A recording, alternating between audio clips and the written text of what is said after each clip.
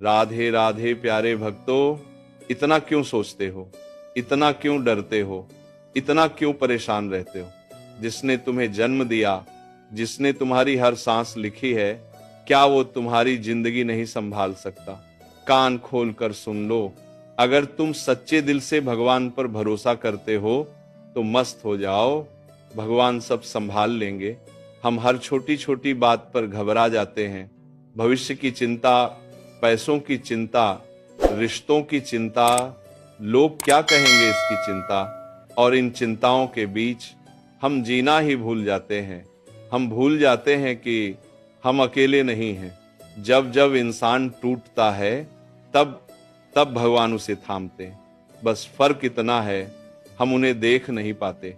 आपने कभी सोचा है कितनी बार आप ऐसी परेशानी में फंसे जहां आपको लगा अब कुछ नहीं हो सकता, लेकिन अचानक कोई रास्ता निकल आया। कभी कोई इंसान मदद के लिए आ गया, कभी कोई काम अपने आप बन गया, कभी कोई मुश्किल खुद ही खत्म हो गई। वो संयोग नहीं था, वो ऊपर वाले का संकेत था। मैं हूं ना, हम भगवान से कहते हैं, हे प्रभु मेरी समस्या खत्म कर दो, लेकिन शायद भगवान कहते हैं, मैं तुम्हें मजबूत बना रहा हूं, क्योंकि हर परेशानी आपको गिराने नहीं आती, कुछ परेशानियां आपको उठाने आती हैं। जब बच्चा चलना सीखता है तो कई बार गिरता है। क्या माँ उसे गिरने देती है? हाँ, लेकिन क्या वो उसे टूटने देती है? कभी नहीं।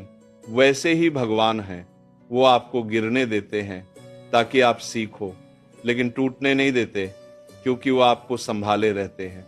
हम चाहते हैं कि सब कुछ हमारे हिसाब से हो, लेकिन क्या हमने कभी सोचा कि भगवान की योजना हमारी सोच से बड़ी होती है?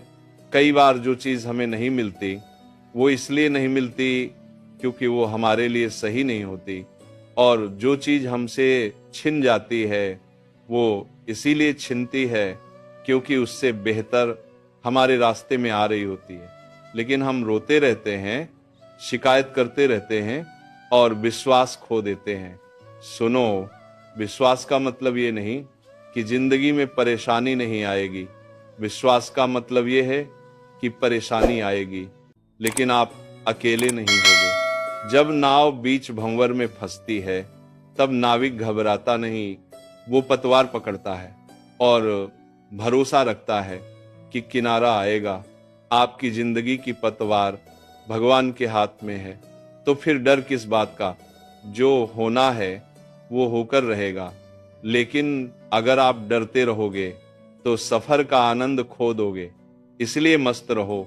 मस्त रहने का मतलब लापरवाह होना नहीं है। मस्त रहने का मतलब है अपना कर्म करते रहो और फल की चिंता भगवान पर छोड़ दो। आपका काम मेहनत करना है, आपका काम सच्चा रहना है, आपका काम सही रास्ते पर चलना है, बाकी सब भगवान पर छोड़ दो। जब आप पूरी ईमानदारी से अपना कर्तव्य निभाते हो तो भगवान आपकी चिंता आपसे ज्यादा करते हैं। कभी कभी वो आपको रोकते हैं क्योंकि आगे खतरा होता है। कभी कभी वो आपको इंतजार कराते हैं क्योंकि सही समय नहीं आया होता, और कभी कभी वो आपको रुलाते हैं क्योंकि आपकी आत्मा को मजबूत बनाना होता है। याद रखो, भगवान देर कर सकते हैं लेकिन अंधेर नहीं करते।